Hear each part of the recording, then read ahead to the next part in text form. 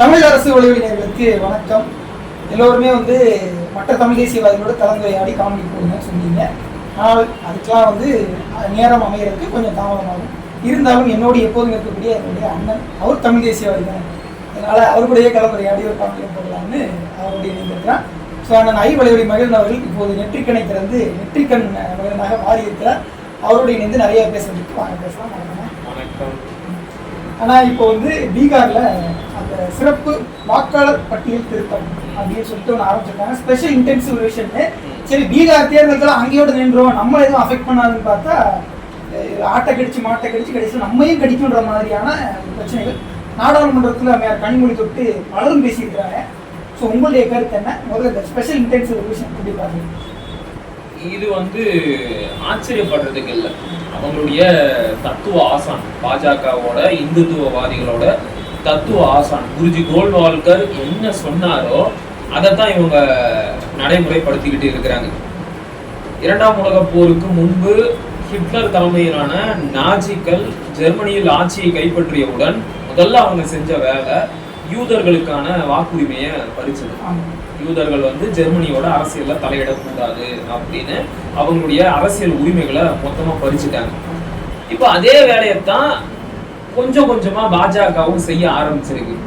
பீகாரோட வாக்காளர் பட்டியல்ல இருந்து கிட்டத்தட்ட 70 லட்சம் பேரை நீக்கி இருக்கிறாங்க. என்ன காரணம்? எதுவுமே சரியா சொல்லப்படல. 70 லட்சம் பேரை நீக்கி இருக்கிறாங்க. இது சாதாரண விஷயம் கிடையாது. நான் என்ன நினைக்கிறேன்னா, இந்த 70 லட்சம் வாக்காளர்களும் நிச்சயமாக பாஜகவிற்கு ஓட்டு போட மாட்டாங்க அப்படின்னு கண்டுபிடிச்சிருப்பாங்க. பூத் ஏஜென்ட்டுகளுக்கு தெரியாதா யார் நமக்கு ஓட்டு போடுறவன், யார் காங்கிரஸுக்கு ஓட்டு போடுறவன்னு? பூத் ஏஜென்ட்டுகளுக்கு தெரியும்ல. அந்த பட்டியலை அடிப்படையா வச்சுட்டு நமக்கு ஓட்டே போடாதவனுக்கு ஓட்டுரிமையே இருக்கக்கூடாது, தூக்கவன அப்படின்னு தூக்கி இருக்கிறாங்களோ, அது மாதிரி தூக்கி இருக்கிறாங்க. சில முக்கியமான அரசியல் தலைவர்களுக்கே அந்த வாக்காளர் பட்டியல்ல பெயர் இல்லை அப்படின்னு சொல்றாங்க. இதெல்லாம் பேராபத்தான விஷயம். இப்படி எல்லாம் ஜனநாயக நாட்டுல வாக்காளர் பட்டியல்ல இருந்து எந்த ஒரு முறையான காரணங்களும் அறிவிக்கப்படாமல் பெயர் நீக்கம் செய்வது என்பது ஜனநாயகத்தை குழிதோண்டி புதைப்பதற்கு சமம். ஆனா பாஜக அதுக்கெல்லாம் அச்சப்பட மாட்டாங்க. ஏன்னா நான் முதல்லயே சொன்ன மாதிரி அவங்களுடைய சித்தாந்த குருஜி கோல்வால்கர் என்ன சொன்னாரோ அதைத்தான் இப்ப அவங்க செய்ய தொடங்கி இருக்காங்க. ஆமா, இது இதோட நிக்க போறது கிடையாது. அவர் இன்னொரு விஷயத்தையும் சொன்னாரு. உனக்கே நல்லா தெரியும், இந்தியாவுல மொழிவாரி மாநிலங்களே இருக்கக்கூடாது, எல்லாத்தையும் கலைச்சிட்டு 200 ஜன்பத்துகள் மட்டும்தான், நிர்வாக அலகுகள், அட்மினிஸ்ட்ரேஷன் யூனிட் மட்டும்தான் இருக்கணும். அதுக்கு எந்த ஒரு மொழி அடையாளமோ மத அடையாளமோ இருக்கவே கூடாது. இந்தியா முழுக்க ஒற்றை மதம் தான், இந்து மதம் தான் இருக்கணும். ஒரே கலாச்சாரம் தான், இந்து கலாச்சாரம் தான். இப்ப அதற்கான நடவடிக்கைகளையும் இவங்க எடுக்க ஆரம்பிச்சுட்டாங்க. ஏற்கனவே கடந்த காலத்துல ஒரே நாடு ஒரே ரேஷன் கார்டு, ஒரே நாடு ஒரே தேர்தலை கொண்டு வர முயற்சி பண்ணிக்கிட்டு இருக்கிறாங்க. அதனுடைய அடுத்த கட்டமா பீகாரை சேர்ந்த 6.5 லட்சம் வாக்காளர்களுக்கு தமிழ்நாட்டோட வாக்காளர் பட்டியல்ல இடம் கொடுத்திருக்கிறாங்க. தமிழ்நாட்டுல 5 லட்சம் 6 லட்சம் வாக்காளர்கள் பீகாரிகளா இருக்க போறாங்க. இது என்னன்னா பீகாரி வாக்காளர்கள் மட்டும். ஆமா, பீகாரி வாக்காளர்கள் மட்டும் 6.5 லட்சம் பேரு. இது போக யூபில இருந்து எத்தனை பேர் இருப்பாங்க, மாப்பில இருந்து எத்தனை பேர் இருப்பாங்க. மிக அதிகமா ஒரிசாவில இருந்துதான் தமிழ்நாட்டுல குடியேறி இருக்கிறாங்க. மொத்தமா 70 லட்சம் பேர் இருக்கிறாங்களாம். இந்த 70 லட்சம் பேருக்குமே தமிழ்நாட்டுல வாக்குரிமை கொடுக்க போறாங்களாம். அப்ப இது தமிழ்நாடு தமிழர்களின் தாயகம் அப்படின்னு சொல்றதுக்கு எதிர்காலத்துல எந்த ஒரு வாய்ப்பு இல்லாம போயிடும். இது கிட்டத்தட்ட ஒரு தமிழ்நாட்டுல ஒரு கம்யூனிட்டி எவ்வளவு லெவல்ல இருக்கோ அதுக்கு ஈக்குவலான ரொம்ப பெரிய டேஞ்சர். 70 லட்சம் வாக்குகள் அப்படின்னா அது எவ்வளவு பெரிய ஓட் பர்சன்டேஜ், அத முதல்ல நீ கணக்கிடணும். இப்போ நம்ம வாங்கின வாக்குகளை பத்தி 4 லட்சம் வாக்குங்கிறது ஒரு பர்சன்டேஜ். ஆமா, 4 லட்சம் வாக்குகளே ஒரு பர்சன்டா 70 லட்சம்ங்கிறது கிட்டத்தட்ட நம்மளால கற்பனை பண்ணி பார்க்க முடியல. இது எத்தனை தொகுதிகள்ல எத்தனை மாவட்டங்கள்ல நம்மளை பாதிக்கும்? பல தொகுதிகள்ல இந்த வட மாநில வாக்காளர்கள் டிசைடிங் ஓட்டர்ஸா இருக்க போறாங்க. ஏற்கனவே கோவை தெற்கு தொகுதியில வட மாநில வாக்காளர்களின் ஓட்டாள தான் வானதி சீனிவாசன் அவர்கள் வெற்றி பெற்று இன்னைக்கு சட்டமன்றத்துல எம்எல்ஏவா இருக்கிறாங்க. துறைமுகம் தொகுதியிலையும் அதே நிலைமை தான். சவுகார்பேட்டையிலையும் அவங்களுடைய செல்வாக்கு இருக்கு. திருப்பூர்ல ஒரு சில தொகுதிகளில் அவங்களுடைய செல்வாக்கு இருக்கு. இப்ப நீங்க 70 லட்சம் வட மாநிலத்தவர்களுக்கு வாக்குரிமை கொடுத்து விட்டால் தமிழ்நாட்டில் அவர்கள் பறந்து விரிந்து பரவி இருக்கின்ற பல தொகுதிகளிலையும் அவங்க செல்வாக்கு செலுத்துவாங்க, டிசைடிங் ஓட்டர்ஸா மாத்துவாங்க, டிசைடிங் ஓட்டர்ஸா மாறுவாங்க. இவங்க எல்லாம் யாருக்கு ஓட்டு போடுவாங்கன்னு நினைக்கிற நீ? தமிழ்நாட்டு கட்சிக்கா? ஒண்ணு காங்கிரஸுக்கு இல்ல பிஜேபிக்கு. பீகார்ல இருந்த வரைக்கும் அவங்களுக்கு வந்து மறந்தும் கூட தமிழ்நாட்டு கட்சிகளுக்கு ஓட்டே போட மாட்டாங்க. அவனுக்கு திமுகனா என்னன்னு தெரியாது, அதிமுகனா என்னன்னு தெரியாது, தமிழ்நாட்டோட வரலாறு தெரியாது, தமிழ்நாட்டோட சமூக நீதி போராட்டம் தெரியாது, இந்த மொழியின் வளமை தெரியாது, நம்முடைய வரலாறு தெரியாது.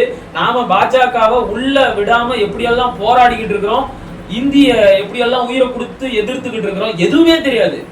நீ சொன்னல அவனுக்கு தெரிஞ்சதெல்லாம் காங்கிரஸ், அவனுக்கு தெரிஞ்சதெல்லாம் பாஜக. இன்னைக்கு தேதி அது கூட கிடையாது. அவனுக்கு தெரிஞ்சதெல்லாம் பாஜக மட்டும்தான். அப்ப இந்த 70 லட்சம் பேரும் தமிழ்நாட்டுல பாஜகவிற்கு ஓட்டு போட்டான்னா பாஜக ரொம்ப சுலபமா 20 இருந்து 25 விழுக்காடு வாக்குகளை வாங்கிவிடும். ராஷ்டிரிய ஜனதா தளமா இருக்கட்டும், ஐக்கிய ஜனதா தளமா இருக்கட்டும், அவங்க எல்லாம் இங்க வந்து போட்டி போட போறது கிடையாது. சோ அவங்க வந்து வர வாய்ப்பு இல்லை. இப்ப நம்முடைய கேள்வி என்னன்னா, பீகார்ல வந்து நடந்த அந்த ஸ்பெஷல் இன்டென்சிஃபிகேஷனை இவங்க நாடாளுமன்றத்தில் எதிர்க்கிறாங்க, மக்களவையில கனிமொழி அவர்கள் பேசுறாங்க, மாநிலங்களவையில திருச்சி சிவா பேசுறாரு, வெளியங்கனையும் பேசுறாரு. ஆனா அந்த பீகார் வாக்காளர்கள் தமிழ்நாட்டுக்கு வரப்போறாங்கிற இஷ்யூவை சிதம்பரம் ஒருத்தர் மட்டும்தான் பேசியிருக்காரு. மற்றபடி வேற யாருமே பேசின மாதிரி தெரியல. அண்ணன் சீமான் அவர்கள் பேசியிருக்காங்க, திருமாவளவன் பேசியிருக்காருன்னு நினைக்கிறேன். ஒரு சிலர் தான் இதுக்கு வாய் திறந்திருக்காங்க, பேசியிருக்காங்க, தன்னுடைய கருத்துக்கள் தெளிவாக சொல்லியிருக்காங்க. அண்ணன் சீமான் அவர்கள் தான் போற இடம்லாம் கூடாது, முன்னாடி ஹிந்தியை தெரிஞ்சா அப்ப ஹிந்தி காரணம் தெரிஞ்சா அப்படிங்கிறது ரொம்ப தெளிவா சொல்றாரு. சொல்லிட்டு இருக்காரு. உண்மையில நான் சொல்றாரு, நீங்க ஒரு 5 வருஷம் கோவையில் இருந்தீங்க, நானும் ஒரு 5-6 வருஷம் இருந்திருக்கேன். இந்த 5-6 வருஷத்துல நான் என்னை ஹிந்திக்காரங்க நினைச்சு என்கிட்ட பேசணும்னு எக்கச்சக்கம். நான் முதல்ல கல்லூரியில போய் உட்கார்ந்து படிக்கிறதுக்கா, கல்லூரியில முதல் நாள் அன்னைக்கு உட்காரும் போது நீங்க வட இந்தியரா இருப்பீங்களோன்னு நினைச்சேன் அப்படின்னு ஒருத்தர் சொல்றாரு. அவர் கோவையை சேர்ந்தவர் தான். என்ன பார்த்தோம்னா அவர் நினைக்கிறதுக்கான காரணம் என்ன, இது ஏன் பிரச்சனை என்கிட்ட அவர்கிட்ட இருக்கு. ஏன்னா கோவை கல்லூரியில ஒரு வட இந்திய சீட்டு வாங்கி உள்ள வந்து முடியும் அவர் நினைக்கிறாரு. அந்த ரூல்ஸ் எல்லாம் அவர் கொஞ்சம் யோசிச்சு பார்த்துருக்கணும்ல. நான் இன்னொரு இடத்துல தண்ணி குடிச்சிட்டு இருக்கேன், தண்ணி குடிச்சு முழுங்கிறதுக்குள்ள ஒருத்தர் வந்து குறிப்பு கொடுக்குறாரு. வந்துட்டு உடனே எனக்கு பார்த்து 10 ஹிந்தி வார்த்தை பேசுறாரு. தண்ணியை முழுங்கிறதுக்குள்ள 10 ஹிந்தி வார்த்தை. அண்ணா தமிழ்ல எனக்கு ஹிந்தி பேசுறாங்க, எனக்கு ஹிந்தி புரியாதுன்னு சொல்லுவாங்க. ஸோ இப்படி வந்து கோவை முழுக்க வட இந்தியர்களால் நிரம்பி வழியும். லேபர் அடாப்டேஷன்ங்கிறது ஒரு நாட்டுக்கு தேவைதான், வளர்ற நாட்டுக்கு தேவை. ஆனால் இவ்வளவு தேவை இல்ல லேபர் அடாப்டேஷன், அதாவது புலம்பெயரும் தொழிலாளர்களுடைய அளவு இவ்வளவுதான் இருக்கணும் அப்படின்னு எந்த ஒரு கட்டுப்பாடும் விதிக்க முடியாது. ஏன்னா இப்ப நீ வளர்ச்சி அடைய அதற்கேற்ற முன்னேற்றங்களும் இங்க நடந்துகிட்டே இருக்கும். அந்த முன்னேற்றங்களுக்கான அடிப்படை கட்டுமான வேலைகளுக்கு இந்த லேபர்ஸ் வந்து தேவைப்படுறாங்க. அதனால அவங்க வந்து இவ்வளவுதான் தேவை, இவ்வளவுதான் வரணும் அப்படின்னு நாம வந்து எந்த ஒரு மார்ஜினும் நிர்ணயிக்க முடியாது. அததான் சொல்லுவாங்க, நீங்க எத்தனை பேர் வேணாலும் வாங்க, ஆனா இங்க நிரந்தரமா தங்க கூடாது. உங்களுக்கு வாக்காளர் அடையாள அட்டை கொடுக்கவே கூடாது, ரேஷன் அட்டையும் கொடுக்க கூடாது, சரியா? உங்களுக்கு எதுவுமே கொடுக்க கூடாது. நீ வா, வேலை செய், உன்னுடைய வேலை காலம் முடிந்தவுடன் நீ கிளம்பி பொட்டி படிக்கைய கட்டிக்கிட்டு உன் ஊருக்கு போயிடு. தேர்தல்ல ஓட்டு போடணுமா, ஐயா ராசா நான் உனக்கு 2 நாள் லீவ் கூட தரேன், நீ என்ன பண்ணு, ட்ரெயின் பிடிச்சு போய் உன் ஊர்ல ஓட்டு போட்டுட்டு ஒரு நாள் கழிச்சு நிதானமா கூட இங்க வா. இங்க நீ ஓட்டு போட கூடாது. இதுதான் இன்னர் லைன் பர்மிட்டோட அடிப்படையான சரத்து. நாம சொல்றோம், வட மாநிலத்தவர்களோட வருகையை கட்டுப்படுத்துங்க, ஒரு அளவுக்கு மேல அவங்கள வர விடாதீங்க அப்படின்னு சொல்றோம். ஆனா அது சாத்தியமா அப்படின்னு யோசிக்கும் போது இப்போதைக்கு சாத்தியம் கிடையாது. ஒருவேளை நம்ம ஸ்டேட் அட்டானமஸ் வாங்கினா நாம வந்து நம்ம இஷ்டத்துக்கு அவங்களுடைய வருகையை கட்டுப்படுத்த முடியும். இங்கேயும் நிறைய லேபர்கள் இருக்கிறாங்க, தமிழ்நாட்டை சேர்ந்த தமிழர்களே அடிமட்ட வேலைகளை செய்யறதுக்கு தயாரா இருக்கிறாங்க, நிறைய பேர் இருக்கிறாங்க. நீ அவங்களுக்கு உரிய கூலியை கொடுத்து அவங்கள வேலைக்கு வச்சுக்க. இதையெல்லாம் சொல்லணும் அப்படின்னா, இந்த முதலாளிகளுக்கு கட்டளை போடணும் அப்படின்னா நாம ஆட்சி அதிகாரத்துக்கு வரணும். ஆனா அது நடக்கிற வரைக்கும் இவங்களுடைய வருகையை இவ்வளவுதான் இருக்கணும் அப்படின்னு நம்ம ஒரு லிமிட்டுக்குள்ள அடைக்க முடியாது. அதனாலதான் நாம என்ன சொல்றோம்னா, வரவனுக்கு முதல்ல பேக்ரவுண்ட் வெரிஃபிகேஷன் செஞ்சு அவனுடைய தகவல்களை வாங்கி வை. அவன் எந்த மாநிலத்தை சேர்ந்தவன், அந்த மாநிலத்துல எந்த டிஸ்ட்ரிக்ட், எந்த ஊரு, அவனுக்கு ஏதாச்சும் குற்ற பின்னணி இருக்கா, எல்லா தகவலையும் திரட்டி வை. கரெக்டா அவனுடைய இன்னர் லைன் பர்மிட்டோட காலம் என்ன அதையும் சேர்த்து வாங்கி வை. அவன் வேலை முடிஞ்ச பிறகு அவன் ஊருக்கு கிளம்பி போனானா அதையும் கணக்குல எடுக்கணும். யாருமே இங்க நிரந்தரமா தங்கக்கூடாது, ஓட்டு போடக்கூடாது. இது ரொம்ப ரொம்ப முக்கியமானது. சோ இல்ல இப்ப என்னன்னா இந்த வாக்காளர்கள் வந்து வரதை நம்ம தடுக்க முடியாது. எலெக்ஷன் கமிஷன் என்ன சொல்றாங்கன்னா பாச் நம்பருடைய அந்த கருத்துக்கு என்ன சொல்றாங்கன்னா ஃபேக்ட் செக் பண்ணிருக்காங்க. அதுல வந்து ஆர்டிகல் 19ல ஒரு இந்தியாவின் எந்த பகுதிக்கு வேண்டுமானம் செல்லலாம், அங்க குடியமரலாம், அங்க வாக்காளர் அடையாளத்தை பெற்றுக்கொள்ளலாம் அப்படின்றத அவங்க சொல்லியிருக்காங்க. அதை அந்த எலெக்ஷன் கமிஷனர் சொல்றதை பார்க்கும்போது ஒருத்தர் இத்தனை வருஷம் தங்கியிருக்கணுன்ற அந்த முறை கூட தேவையில்லைங்கிற மாதிரி சொல்றாரு. இப்ப இங்க எல்லாமே சட்டப்படிதான் நடக்குது, நான் இல்லைன்னு சொல்லல. சில விஷயங்களை உடைச்சு பேசணும் அப்படின்னா வேற வழி இல்லை, பேசித்தான் ஆகணும். இந்தியா என்பது தேசிய இனங்களின் சிறைக்கூடம். தெளிவா புரியுதா? இந்த தேசிய இனங்களின் உரிமைகளை அடக்கி ஒடுக்கி ஒரு கட்டுக்குள்ள வச்சிருக்கிற கருவி எது அப்படின்னா இந்திய அரசியலமைப்பு சட்டம். இந்திய அரசியலமைப்பு சட்டத்துல எந்த ஒரு தேசிய இனத்திற்கும் அங்கீகாரம் கிடையாது. ஆனா இல்லாத தேசியமான இந்தியத்திற்கு அனுமதி இருக்கு. இப்ப என்னுடைய நேஷனாலிட்டி எதுன்னு கேட்டா நீ என்ன சொல்லுவ? தமிழ். சமூக அறிவியல் அடிப்படையில நம்முடைய நேஷனாலிட்டி தமிழ் தான். ஆனா உன்னால ஏதாச்சும் ஒரு அப்ளிகேஷன் ஃபார்ம்ல நேஷனாலிட்டி அப்படிங்கிற இடத்துல தமிழ்னு எழுத முடியுமா? இந்தியன்னு எழுதணும். இந்தியங்கிறது சிட்டிசன்ஷிப்டா, அது நேஷனாலிட்டி கிடையாது. சட்டமே அப்படி ஒரு நேஷனாலிட்டியை அங்கீகரிக்காத போது இவனுங்க நம்ம மேல திணிப்பானுங்க. ஆனா இருக்கின்ற நேஷனாலிட்டிய அந்த அரசியலமைப்பு சட்டமும் ஏத்துக்காது, அதை மதிக்கவும் செய்யாது. அப்படி இருக்கும் போது நம்முடைய உரிமைகளை பாதுகாக்கும், நம்முடைய எல்லைகளை பாதுகாக்கும் அப்படின்னு மட்டும் எப்படி நம்ப முடியும்? இல்ல அதான் இப்ப என்னன்னா பீகாருடைய வாக்காளர்களுக்கு ஒருத்தருக்கு சனோஜ்குமார் அப்படிங்கிறவர், அவரு திருப்பூர்ல வேலை பார்த்தாரு. ஒவ்வொரு தடவையும் போய் வந்து பீகார்ல ஓட்டு போட்டு தான் வந்திருந்தாரு. அவருக்கு இப்ப வந்து அங்க கூடிய பேரை பட்டியல நீக்கிட்டாங்க, வாக்காளர் பேர் பட்டியல எப்படி அவருடைய பேரை நீக்கிட்டாங்க. அவருக்கு திருப்பூர்ல கொடுக்க போறதா சொல்றாங்க. திருப்பூர்ல கொடுத்தா அவர் யாரு போட்டு பாஜகவுக்கு தான் ஓட்டு போடுவாரு, இல்ல காங்கிரஸுக்கு ஓட்டு போடுவாரு. நிதிஷ்குமார் இங்க வந்து நிக்க போறாரு. இல்ல அந்த எலெக்ஷன் கமிஷனர் சொன்னதை வச்சு பார்த்தா நாம வந்து அவங்களுக்கு வாக்குரிமை கொடுக்காதீங்கன்னு சொல்லல, அவன் மாநிலத்தை கொடுங்கன்னு சொல்றோம். அங்க பறிச்சுட்டு நான் இங்க கொடுக்க போறேன்னா ஓ வசதிக்கு அவன் ஓட்டு போட வைக்கணும்னு அர்த்தம். கரெக்ட். நாம பாஜகவுக்கு ஓட்டு போட மாட்டோம். தேசிய கட்சிகளை இனி ஒரு முறை தமிழ்நாட்டுல ஆட்சி அதிகாரத்துக்கு கொண்டு வர மாட்டோம். அது காங்கிரஸா இருக்கட்டும், பாஜகவா இருக்கட்டும், கம்யூனிஸ்டா இருக்கட்டும், யாரானா இருக்கட்டும், தேசிய கட்சிகள் இங்க ஆட்சி அதிகாரத்துக்கு வரவே முடியாது, வாய்ப்பே கிடையாது. சரி, நீ எனக்கு ஓட்டு போட மாட்டேறல, ஓ எனக்கான ஓட்டர்ஸை நானே இறக்கிக்கிறேன். இங்க பாரு, 6 லட்சம் ஓட்டர்ஸா ஃபர்ஸ்டா இறக்குறேன், அடுத்து 70 லட்சம் பேரை இறக்குவேன். என்ன பண்ண முடியும் உன்னால? நான் சட்டப்படிதான் செய்யறேன். உன்னால இதை எதிர்த்து எதுவுமே கேட்க முடியாது. நீ நாளைக்கு உச்ச நீதிமன்றத்துல போய் கேஸ் போட்டாலும் அவன் என்ன சொல்லுவான்? சட்டப்படிதாங்க செய்யறாங்க, இதுல ஒண்ணுமே பண்ண முடியாதுன்னு கையை விரிச்சுட்டு போயிட்டே இருப்பான். அப்ப இந்தியா என்பது தேசிய இனங்களின் சிறைக்கூடம் என்றால் இந்திய அரசியலமைப்பு சட்டம் என்பது அந்த தேசிய இனங்களை ஒடுக்கக்கூடிய ஒரு கருவியாக இருக்கிறது. சட்டம் போல சொல்றீங்க. உண்மைதான். நான் வந்து பீகார் நிறைய விமர்சனம். பீகார்ல வந்து இந்தியாவுடைய 2வது அதிக மக்கள் தொகை கொண்ட மாதிரி பீகார். உத்தரப்பிரதேசத்துல வந்து 20 கோடினா இது வந்து 13 கோடிங்கிற அளவுல சென்சஸ் படி சொல்றாங்க. 2011 சென்சஸ். இப்ப எடுத்த இன்னும் அதிகமா கூட இருக்கலாம். நமக்கு என்ன கேள்வினா பீகார் வந்து இவ்வளவு மக்கள் தொகையில் அதிகம் இருக்கக்கூடிய மாநிலம், ஏன் மிக குறைவான தொழிற்சாலையை கொண்டிருக்கு, மிக குறைவான தொழில் வளர்ச்சியை கொண்டிருக்கு? இது நீண்ட காலமா இருக்கக்கூடிய ஒரு கேள்வி. ஒரிசான்னு சொல்றாங்க.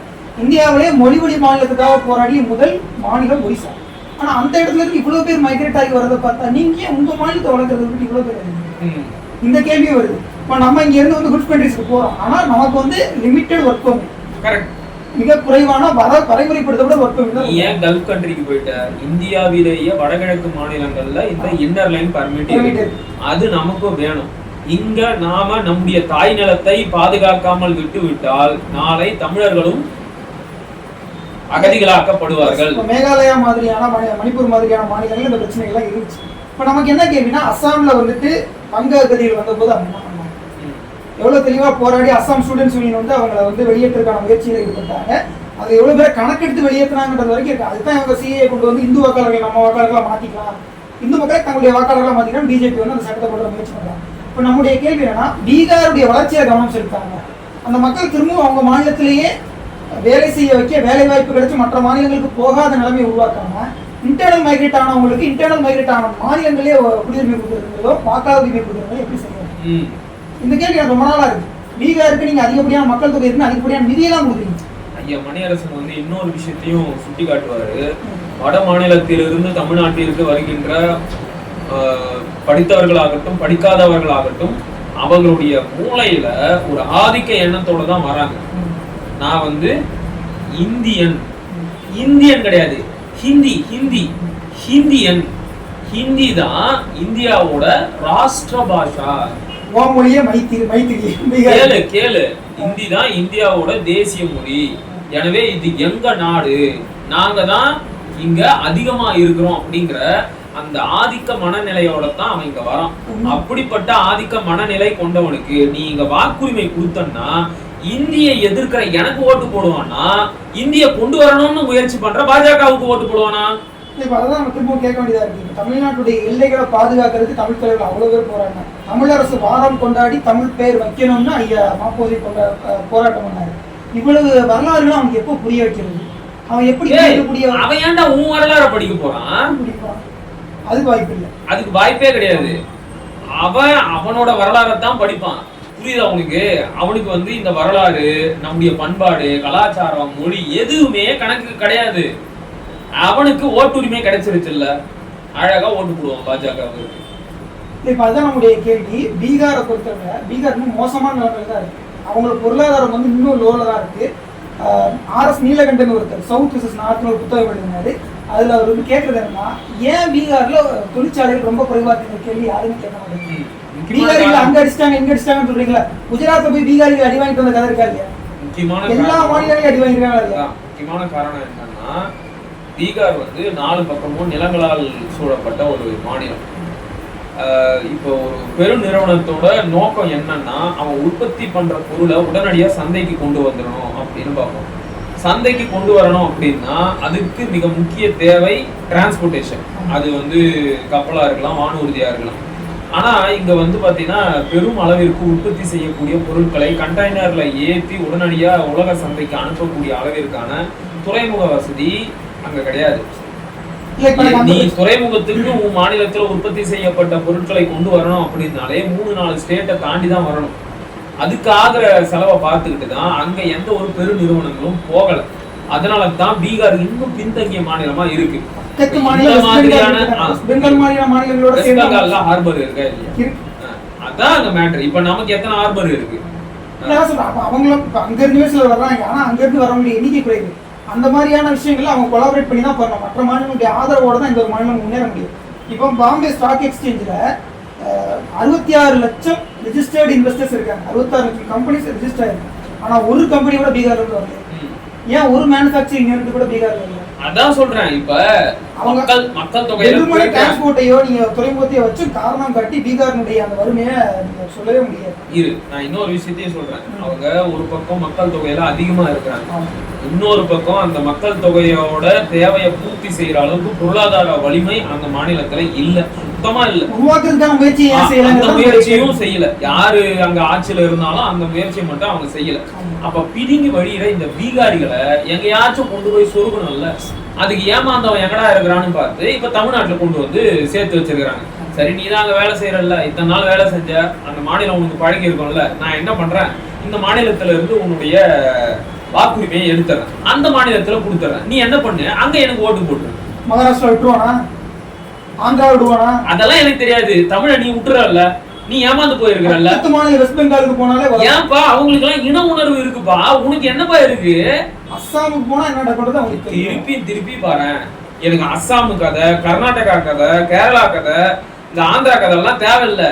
அவனுங்களுக்கு எல்லாம் இன உணர்வு, மொழி உணர்வு இருக்கு. உனக்கு இருக்கா? உனக்கு இருக்கா? நீ இல்லல்ல. உனக்கு இல்லாம தானே நீ ஓங்கோல் அகதிகளையே இங்க ஆள விட்டுக்கிட்டு இருக்க. ஓங்கோல் அகதிகளை ஆள விட்டுற நீ பீகாரினை ஆள விட்டுட்டு போ. ஏற்கனவே பாஜகவுல பல வட மாநிலத்தவர்கள் பொறுப்புல இருக்கிறாங்களா இல்லையா? நாளைக்கு அவங்க ஆட்சிக்கு வந்தா மட்டும் நீ என்ன சொல்ல போற? யாராண்டா என்னப்பா, எல்லாரும் நம்ம சொந்தக்காரங்க தானே, நீ ஏமாந்து போய் விடு, அவன் வரத்தான் செய்வான். நீ யார கேட்கணும்னா தமிழர்களை கேட்கணும். நான் இன்னொரு விஷயமும் சேர்த்து சொல்றேன். இந்த செய்தி வெளியான அடுத்த நாள் இன்னொரு செய்தி வெளியாச்சு. அது தனிப்பட்ட செய்தின்னு பாக்குறாங்க எல்லாரும். அப்படி பார்க்க கூடாது. என்ன செய்தி தெரியுமா? கடந்த 3 ஆண்டுகளாக 2021 இருந்து 2023 வரைக்கும் தமிழ்நாட்டோட பிறப்பு விகிதம் தொடர்ந்து சரிவை சந்திச்சிருக்கு. அதாவது இது என்ன சொல்ல வருதுன்னா, சுப்பிரமணியம் ஐயா சொன்னாரு, தமிழர்களோட எண்ணிக்கை தொடர்ந்து குறைஞ்சுக்கிட்டே இருக்கு. அடுத்த 50 வருஷத்துல தமிழ்நாட்டுல வயதானவர்கள் தான் இருப்பாங்க. இப்ப நீ நானும் 2050ல எப்படி இருப்போம்? வயசான கிழவனா இருப்போம். நம்மளால ஸ்கில்டு ஒர்க்கையோ பிசிக்கல் ஒர்க்கையோ எஃபிஷியண்டா செய்ய முடியாது. அப்ப அந்த மாதிரியான வேலை செய்யறதுக்கு உண்டான தமிழ் இளைஞர்கள் எண்ணிக்கை கம்மியா இருக்கும். ஏன்னா அவங்க தான் பிறக்கவே இல்லையே. பிறந்தாதானே அடுத்த 20 வருஷத்துல இளைஞர்களா மாறி நிற்பாங்க. அவங்க பிறக்கவே இல்லைங்கிற போது இந்த வேலைகளை செய்யறதுக்கு போதிய ஆட்கள் இருக்க மாட்டாங்க. இல்லாத போது அவங்க எங்க இருந்து வருவாங்க? பிதிங்கு வழியில பீகார்ல இருந்து கூட்டிட்டு வந்து இங்க இறக்கி விடுவோம். இன்னைக்கு 6.5 லட்சம், நாளைக்கு அது 1 கோடியா மாறும். அவன் இந்த மாநிலத்தை ஆளுவான். நீ வேடிக்கைத்தான் பார்க்க போற. இவ்வளவு பெரிய ஆபத்து இருக்குல்ல இந்த மக்கள் தொகை கட்டுப்பாட்டுல. கொஞ்சம் கூட ஒரு அமைச்சரா இருக்கிறாரு, நான் எதுவும் சொல்லக்கூடாதுன்னு பாக்குறேன். கூச்சப்படாம இந்தியாவிலேயே தமிழ்நாட்டுலதான் ரொம்ப சிறப்பா குடும்ப கட்டுப்பாடை நாங்க செயல்படுத்தி இருக்கிறோம். இன்னைக்கு தமிழ்நாட்டோட பிறப்பு விகிதம் 1.7. டேய், தேசிய சராசரியை விட குறைவு. பீகார்ல பிறப்பு விகிதம் 2.5. ஒரு குடும்பத்துக்கு சராசரியா 2ல இருந்து 3 குழந்தைய பெத்துக்கிறாங்க. தமிழ்நாட்டுல 1 குழந்தை தான் பெத்துக்கிறாங்க. அது பெருமையா சொல்றாரு நம்ம சுகாதாரத்துறை அமைச்சர். இது கூட பரவாயில்ல. தெரிஞ்சு சொன்னாரா தெரியாம சொன்னாரான்னு தெரியல. 2030க்குள்ள இத ஜீரோவாக்குறது தான் எங்க திட்டம். அதாவது பர்த் ரேட் கண்ட்ரோலுக்குள்ள கொண்டு வரணும். பாப்புலேஷனை கண்ட்ரோலா கொண்டு போகணுங்கிறது ஒரு அரசுடைய எண்ணமாக இருக்கும், இலக்காக இருக்கும். திட்டமிடுதல் இன்றி ஜீரோவாக்கணும் என்ன அர்த்தம்? இத படிக்கிறேன், நீங்க எவ்வளவு கோவம் இருக்கும். இப்போ 1.7ல இருக்கிறோம். ஒரு அணுகுண்டு போட்டா என்ன எஃபெக்ட் ஆகுமோ அதான் பேசுறாரு. 1.7ல இருக்கிறோம். அதாவது ஒரு குடும்பத்துக்கு 1 குழந்தை தான் பெத்துக்கிறோம். நாங்க தான் ரொம்ப சிறப்பா குடும்ப கட்டுப்பாடை செயல்படுத்தி இருக்கிறோம். 2030ல இத ஜீரோவுக்கு கொண்டு வரதான் எங்க இலக்கு. அதாவது தமிழர்களை அழிக்கிறது தான் எங்க இலக்குன்னு சொல்லாம சொல்றாரு. வாரிசுலாம் நீங்க அமைதியா இருக்கீங்க. கட்சியில நீங்க வாரிசு அரசியல் என்ன பேசுறீங்க? எப்பேற்பட்டவரை எல்லாம் தமிழ்நாட்டுல சுகாதாரத்துறை அமைச்சரை ஆக்கி வச்சிருக்கிறோம்னு பாரு. அதான் உங்களுக்கு வாரிசு, உங்க கட்சியில வாரிசு அரசியல் பேர் பண்ணி என்ன சொன்னீங்க? வாரிசு இருக்கிறதுனால வச்சுக்கிறோம், வாரிசு இருக்கிறதுனால அரசியல் பண்றோம். நீங்க எங்களுக்கு வாரிசு எங்களுக்கு இல்லாம போயிருச்சாடா? இப்ப அதான் கேள்வியா இருக்கு. இப்ப நான் அடுத்து சில ஃபேக்ட்ஸ் கொஞ்சம் மேட்ச் பண்ணி பார்க்கலாம்னு நினைக்கிறேன். பீகாரை பொறுத்தளவுல அதனுடைய மக்கள் தொகை வளர்ச்சி விகிதம் 138 விழுக்காடு. 1971க்கும் 2011க்குமான அந்த 40 ஆண்டுகால இடைவெளியில நம்முடைய வளர்ச்சி விகிதம் கிட்டத்தட்ட 68ல இருந்து 70 விழுக்காடு தான் வளர்ந்துருக்கும். வளர்ச்சி விகிதம். ஆனா 138. ராஜஸ்தான் 180. இவ்வளவு விழுக்காடு வளர்ச்சி விகிதம், இவ்வளவு ஒரு பாரபட்சம் இருக்கு. இந்த பாரபட்சம் முதல்ல நம்ம எங்க வளர்ச்சுன்னா இந்த 15வது நிதி ஆணையத்துல என்ன பிரச்சனைனா, அவன் மக்கள் தொகை அடிப்படையில் 40 விழுக்காடு 45 விழுக்காடு நிதி கொடுப்பான் ஒவ்வொரு மாநிலத்துக்கும். ஒன்றிய அரசு எல்லா மாநிலங்களுக்கும் டெவல்யூஷன் கிரைட்டீரியா அனௌன்ஸ் பண்ணுவோம். அதுல 1971 மக்கள் தொகையின்படி தான் இது வரைக்கும் அவங்க அந்த நிதியை கொடுத்துட்டு இருந்தாங்க, மாநில நிதி கொடுத்துட்டு இருந்தாங்க. 15வது நிதி ஆணையத்தில் என்ன பண்றான், அதுல 2ஆ பிரிக்கிறான். 1971 மக்கள் தொகைப்படி இவ்வளவு நிதி, 2011 மக்கள் தொகைப்படி இவ்வளவு நிதி அப்படின்னு பிரிச்சுட்டான். இப்ப அடுத்த ஒரு டெவல்யூஷன் கிரைட்டீரியா என்ன பண்ணுவான், மொத்தமா முடிச்சு 2011 மக்கள் தொகைப்படி தான் முழு நிதி நான் கொடுப்பேன் அப்படின்னா. நானே மக்கள் தொகையை குறைச்சதுக்காக எனக்கு தண்டனை, சரியா செய்யாதனால அவனுக்கு நீ அதிகமா என்கரேஜ் பண்ண. நீ ஏமாந்து போனா சரியா பண்ணு, என்கரேஜ் பண்ணு. சரியா பண்ணாதவனுக்கு தண்டனை. நீ சரியாலாம் பண்ணல, நீ ஏமாந்து போயிருக்கிற. இந்தியா என்கின்ற கட்டமைப்பு எதுக்காக உருவாக்கப்பட்டுச்சு? இந்தியாவில் இருக்கின்ற தேசிய இனங்களோட தனிப்பட்ட அடையாளங்களை எல்லாம் அழித்து இந்து நாடு, இந்து ராஷ்டிரா அப்படிங்கிற ஒற்றை தேசியத்தை உருவாக்குறதுக்கு தானே. அதுக்காகத்தான் அவங்க ரொம்ப தீவிரமா குடும்ப கட்டுப்பாடுன்னு ஒரு திட்டத்தை கொண்டு வந்தாங்க. நீ என்னமோ அது பெரிய முன்னேற்றம் நினைச்சுக்கிட்டு அதனுடைய பின்விளைவுகளை யோசிக்காம ரொம்ப தீவிரமா செயல்படுத்தின. அதனுடைய ஆபத்து இன்னைக்கு நடைமுறைக்கு வந்துருச்சு. ஐயா ஸ்டாலின் சொல்றாரு, உங்க பேச்சை கேட்டு மக்கள் தொகையை குறைச்சது எங்க தப்பா? அதுக்காக நீங்க எங்களுக்கு நாடாளுமன்ற தொகுதிகளை குறைக்கிறீங்களா? இதுக்கு யார முதல்ல தண்டிக்கணும்? அவங்க அப்பா. இல்ல என்னன்னா அவர் சொல்றாரு குழந்தைகளை பெத்துக்கோங்கன்றாரு, மாசுபிரமணியம் 0 ஆக்குவாங்கிறாரு. என்ன அவங்களுக்கு அமைச்சர் இவ்வளவு கான்ட்ராக்டா பேசி எவ்வளவு தூரம் இவங்க 2 பேருக்கு இடையில தொடர்பு இருக்குன்றத பாத்துக்க. அன்னைக்கு இந்திரா காந்தி இந்த மக்கள் தொகை கட்டுப்பாட்டை கொண்டு வரும்போது, இல்ல நேர்காலத்துல கொண்டு வந்துட்டாங்களா? Right, okay. இந்திய ஒன்றிய அரசு இந்த மக்கள் தொகை கட்டுப்பாட்டு திட்டத்தை கொண்டு வரும்போது இதனுடைய பின்விளைவுகளை யோசிக்காம ரொம்ப தீவிரமா செயல்படுத்தினதோட விளைவு இன்னைக்கு தமிழினம் இன்னைக்கு நாதியத்து போய் நிக்குது. இன்னைக்கு பீகாரை பத்தி பேசுறோம் இல்லையா? பீகார்ல இப்ப சட்டமன்ற தேர்தலுக்கான பிரச்சாரங்கள் நடந்துகிட்டு இருக்கு. இப்போ அக்டோபர் மாதத்துக்குள்ள அவங்க தேர்தல் நடத்தி அடுத்த அரசை உருவாக்கணும். இதுதான் விஷயம். 2025 பீகார் தேர்தலுக்கு அவன் என்ன பேசுறாங்க, அதுவும் பாஜக என்ன பேசுன்னு சொல்றாரு. பாஜகவோட மிருத்யுஞ்சய சர்மான்னு ஒருத்தர் இருக்காரு. அவர் ஜார்க்கண்டுடைய அரசியல்வாதி, பாஜக தலைவர். அவரு பீகார் 2 மாநிலம் ஒன்னா இருந்தது. ஸோ அவன் பீகார்லையும் தலையிடுவோம்.